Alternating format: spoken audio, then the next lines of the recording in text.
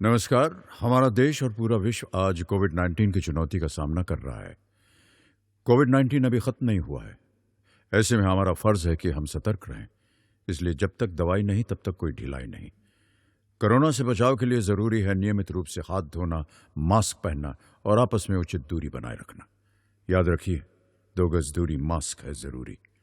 खांसी, बुखार या सांस लेने में कठिनाई होने पर हेल्पलाइन नंबर 1075 पर संपर्क करें।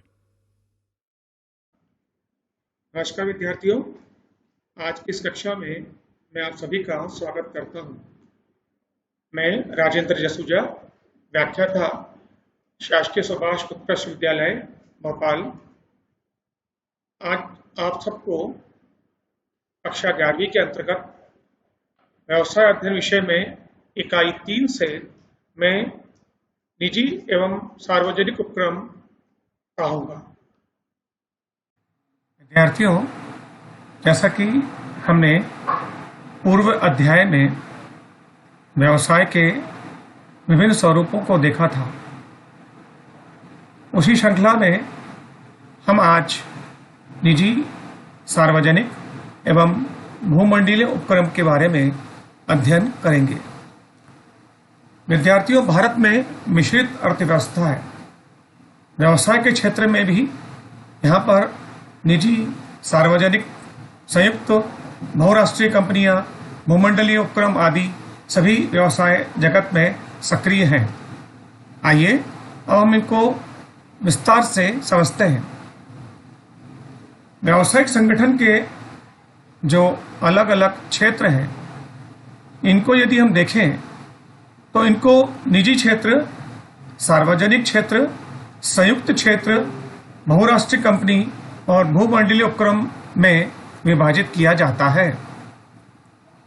सबसे पहले हम समझेंगे निजी क्षेत्र। निजी क्षेत्र वह क्षेत्र जिसे कोई व्यक्ति विशेष स्वयं के संसाधनों से स्थापित करता है, उसे निजी क्षेत्र कहते हैं। इसमें व्यक्ति विशेष का धन अर्थात पूंजी लगी होती है और वह स्वयं उसको संचालित करता है। लाभ और हानि होने पर वह स्वयं उसका हकदार होता है। ये निजी क्षेत्र होते हैं।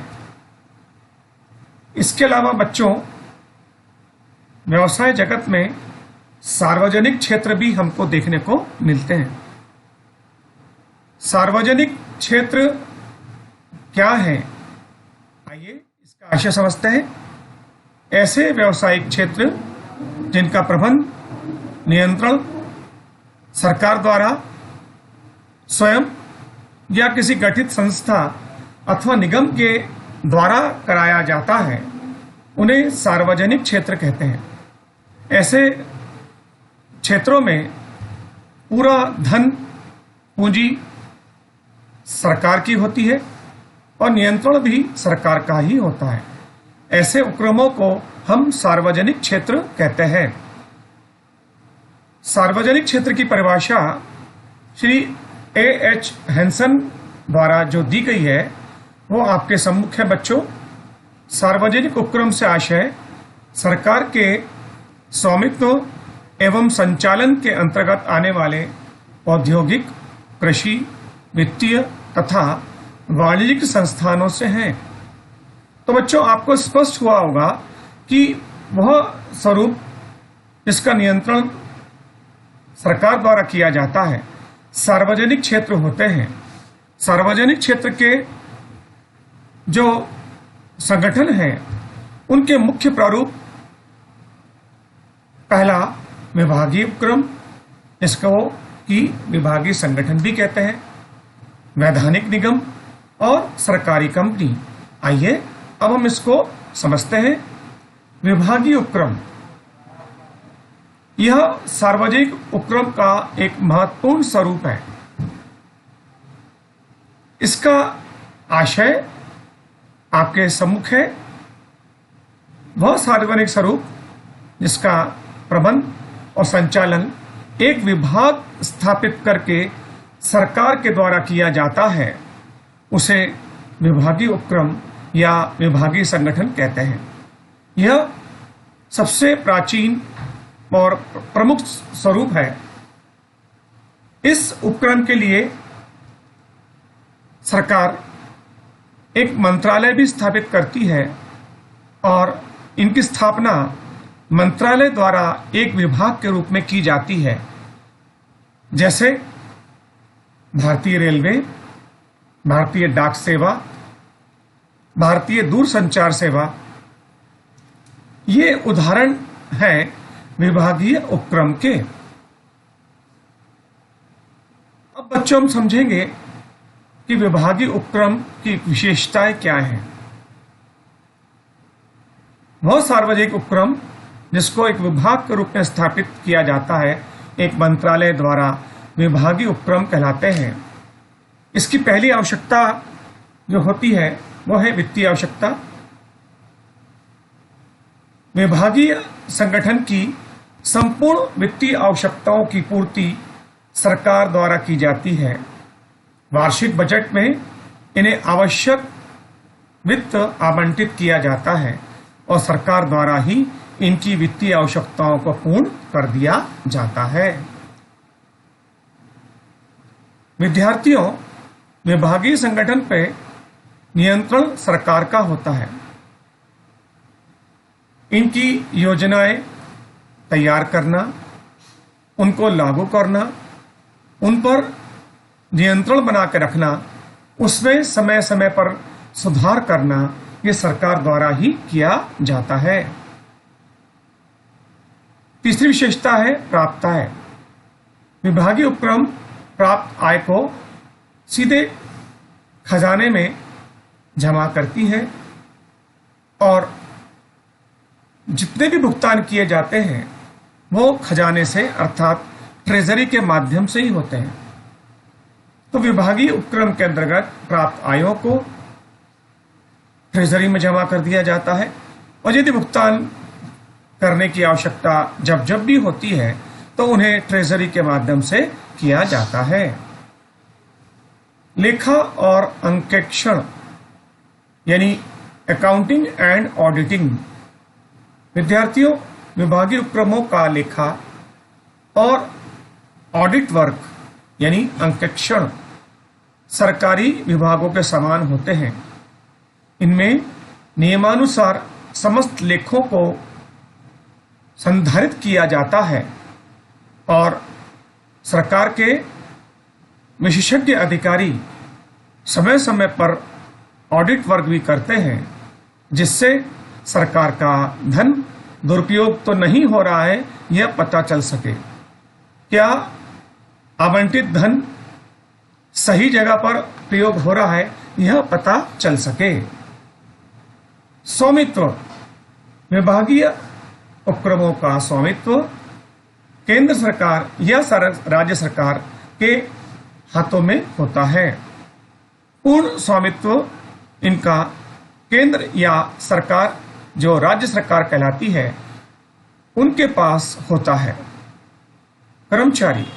विभागीय संगठन में जितने भी कर्मचारी नियमित रूप से कार्यरत होते हैं वे सभी कर्मचारी सरकारी कर्मचारी कहलाते हैं। गवर्नमेंट एम्प्लॉइज के रूप में उनको महत्व दिया जाता है। आइए विद्यार्थियों, अब अपन समझते हैं विभागीय संगठन के क्या गुण हैं, क्या लाभ हैं, देश के लिए ये कहां कहां फायदेमंद है। पहला है धन का सदुपयोग। विभागीय उपक्रम जो निर्धन वर्ग है उनके कल्याण के लिए ज्यादा प्रयासरत होता है और वे धन का उपयोग बिल्कुल सरकारी नियमों के अनुसार करते हैं। इससे धन का दुरुपयोग नहीं होता बल्कि सदुपयोग होता है और देश का विकास होता है। जब धन का सदुपयोग होता है, फिजूल खर्ची इसमें नहीं की जाती। विभागीय संगठनों द्वारा लोग कल्याणकारी कार्यों को अधिक महत्व दिया जाता है। इसलिए उनके द्वारा लोक कल्याणकारी उद्योगों की स्थापना की जाती है, जिससे देश के निर्धन वर्ग और अन्य वर्गों का लाभ हो सके, उनका विकास हो सके। अगला है शोषण से बचाव। विभागीय उपक्रम में कर्मचारियों को शोषण नहीं होता। उनको जितना भुगतान सुविधाएं दिए जाने का अनुबंध किया जाता है, बिल्कुल उसी के अनुसार उनका भुगतान समय पर किया जाता है और इनके लिए समय समय पर कल्याणकारी कार्य भी किए जाते हैं। विभागीय उपक्रम में ऐसा नहीं होता कि बोला कुछ और दिया कुछ। ऐसा नहीं। जो उनका वेतनमान है, जो उनकी सुविधाएं हैं, जैसे निर्धारित हैं, उनको वैसा का वैसा दिया जाता है। इसमें कर्मचारियों का शोषण बिल्कुल नहीं होता। मानक स्तर।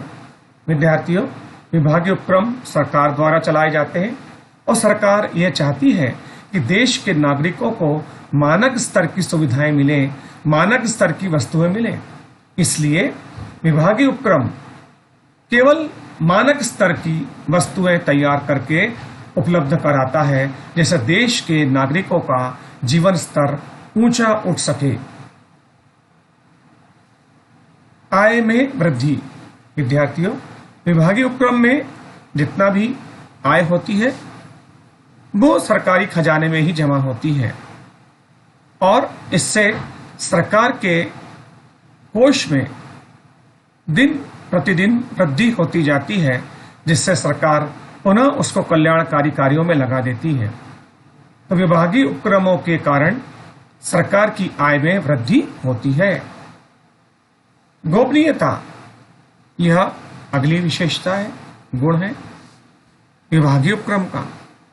विभागीय उपक्रम में केवल वे ही कर्मचारी महत्वपूर्ण कार्य करते हैं जिनको कार्य आवंटित किए जाते हैं। यह अधिकारी वर्ग सभी सरकारी कार्यों में गोपनीयता बनाकर रखते हैं।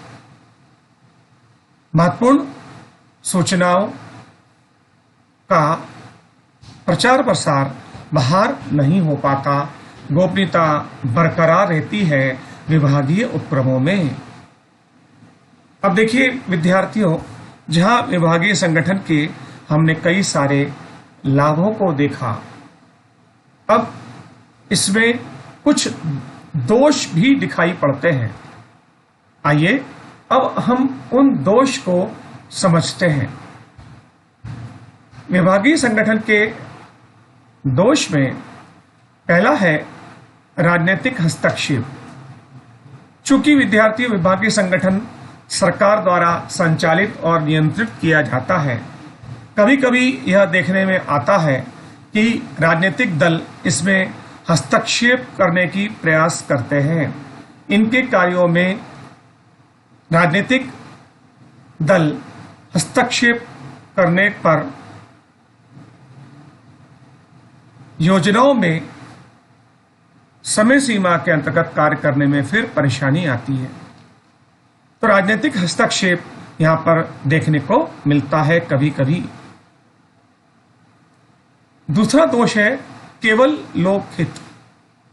विभागीय संगठन केवल लोकहित के कार्यों के लिए ही उपयुक्त है, अन्य कार्यों के लिए नहीं।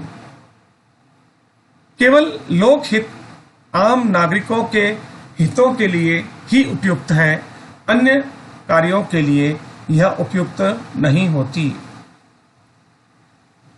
शिथिलता। विद्यार्थी यहां पर जो कर्मचारी कार्यरत होते हैं वे सरकारी कर्मचारी कहलाते हैं। इन्हें निश्चित वेतन और सुविधाएं मिलती हैं और इसका लाभ कई बार कुछ कर्मचारी उठाते हैं। वे कार्य में शिथिलता करते हैं और फिर कार्य विलंब से होते हैं। तो ये देखने में आता है कि यहां पर कार्यों में शिथिलता पाई जाती है। लोचता का अभाव। विद्यार्थियों, वार्षिक योजना तैयार कर घोषित कर दी जाती है और समय पर उसको लागू भी कर दिया जाता है। यदि थोड़ा परिवर्तन करना जरूरी है तो वो तो कर सकते हैं, लेकिन अगर कोई बड़ा परिवर्तन करने की आवश्यकता होती है तो विभागीय संगठन में काफी बड़ा परिवर्तन करना असंभव होता है, वहां पर पूर्ण लोचता नहीं पाई जाती। उत्तरदायित्व की भावना का अभाव। जैसे कि मैंने आपको अभी बताया था कि विभागीय संगठन के कर्मचारी अधिकारी सरकारी कर्मचारी अधिकारी कहलाते हैं। इन्हें निश्चित वेतन और सुविधाएं दी जाती हैं। इसमें यह देखने में आता है कि कर्मचारी कई बार लापरवाही दिखाते हैं और अपने उत्तरदायित्वों का निर्वाह समय पर नहीं करते, अपने कार्यस्थल पर लेट आते हैं, जल्दी चले जाते हैं, कार्यस्थल पर रहकर भी कार्य नहीं करते हैं। ऐसा दोष हमें देखने को मिलता है। विभागीय संगठन में कई बार अनावश्यक व्यय कर दिए जाते हैं जो कि जरूरी नहीं थे। ऐसे व्यय भी देखने को मिलते हैं। इससे सरकार का धन उस दशा में फिजूल खर्च हो जाता है। अतः आवश्यक है कि अनावश्यक व्ययों को न किया जाए। अब देखिए बच्चों, हमने विभागीय उपक्रम को देखा। अब हम समझेंगे वैधानिक निगम। वैधानिक निगम सरकार द्वारा स्थापित किए जाते हैं। आइए उनका आशय हम समझते हैं। वैधानिक निगम ऐसे निगम होते हैं जिन पर सरकार का नियंत्रण होता है और ये किसी कार्य विशेष को पूर्ण करने के लिए स्थापित किए जाते हैं। इनकी स्थापना संसद के विशेष अधिनियम के द्वारा की जाती है। तो वह सरकारी उपक्रम जिनकी स्थापना संसद के विशेष अधिनियम द्वारा किसी कार्य विशेष की पूर्ति हेतु सरकार द्वारा की जाती है, उसे वैधानिक निगम कहते हैं। भारत के जो प्रमुख वैधानिक निगम हैं, उनके उदाहरण बच्चों आपके सामने हैं। जैसे भारतीय जीवन बीमा निगम, भारतीय रिजर्व बैंक, भारतीय यूनिट ट्रस्ट। अब बच्चों, इसमें अपन को वस्तुनिष्ठ प्रश्न भी बनते हैं। जैसे आपसे पूछा गया कि भारतीय जीवन बीमा निगम कौन सा सार्वजनिक उपक्रम है, उसके अंदर आपको 4 अलग अलग ऑप्शन दे दिए गए, जैसे विभागीय, वैधानिक, सरकारी, भूमंडलीय। तो आपको उत्तर देना है वैधानिक निगम। ऐसे ही अगर पूछा गया बच्चों कि भारतीय रेलवे सार्वजनिक संगठन का कौन सा स्वरूप है और आपको 4 अलग अलग ऑप्शन दिए गए, उनमें से किसी एक का चयन करना है, तो हमें उसमें से सही विकल्प का चयन करना होगा, जो कि है विभागीय उपक्रम। तो ये जो उदाहरण है आप अपनी उत्तर पुस्तिका में जरूर नोट करें और ऐसे प्रश्न वस्तुनिष्ठ प्रश्न के रूप में पूछे जा सकते हैं। वैधानिक निगम की विशेषताओं को अब हम विस्तार से समझते हैं। पहली विशेषता है बच्चों नियंत्रण। विभागीय उपक्रम पर जिस प्रकार से नियंत्रण सरकार का होता है, ऐसा ही वैधानिक निगम पर भी नियंत्रण सरकार का ही होता है। इसका योजना सरकार द्वारा तैयार कराई जाती है और संपूर्ण नियंत्रण भी सरकार के द्वारा किया जाता है। सेकंड यानी दूसरी विशेषता है उद्देश्य। वैधानिक निगम मुख्यतः सेवा भाव से स्थापित किए जाते हैं। इनका मुख्य उद्देश्य लाभ कमाना नहीं होता। देश में मूलभूत सेवाएं उपलब्ध हों, लोगों को अधिक से अधिक सुविधा मिल सके, इस उद्देश्य की दृष्टि से इनकी स्थापना की जाती है। तीसरी विशेषता है बच्चों प्रबंध व्यवस्था। वैधानिक निगम की प्रबंध व्यवस्था एक बोर्ड के द्वारा की जाती है, जिसका गठन सरकार द्वारा किया जाता है और इसमें सरकार के अधिकारी भी प्रतिनिधि के रूप में होते हैं। तो वैधानिक निगम की प्रबंध व्यवस्था गठित बोर्ड द्वारा की जाती है। अगला जो महत्वपूर्ण बिंदु है वो है वैधानिक अस्तित्व। विभागीय उपक्रम की तरह जो हमारे वैधानिक निगम होते हैं, इनका अस्तित्व पृथक अस्तित्व होता है। किसी भी सरकार के रहने अथवा उनकी जगह किसी दूसरी सरकार के आ जाने पर भी इनका अस्तित्व कायम रहता है, क्योंकि इसकी स्थापना संसद के विशेष अधिनियम द्वारा की जाती है। वित्त व्यवस्था।